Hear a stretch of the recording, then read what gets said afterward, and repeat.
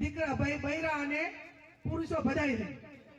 પણ બીજા નંબરમાં સગાઈમાં પોતાના કુટુંબ કે તનના હગાઈ સિવાય બીજાને બહારનાને કોઈને આમંત્રિત મહેમાન કરવા નહીં.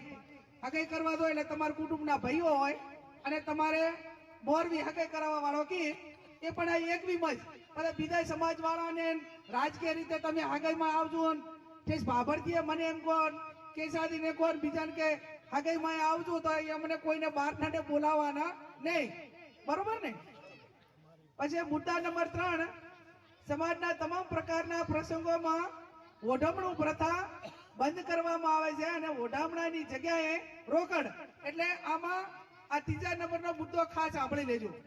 હગાઈ હોય, લગ્ન હોય, મામેરું હોય, કોઈ પણ સારો પ્રસંગ હોય તો એમાં તમારો રીત રિવાજ જે હોય ચાલુ રાખવાનો. પણ જે કપડા લઈ જો છો, બીજું કઈ વસ્તુ લઈ જો એના પર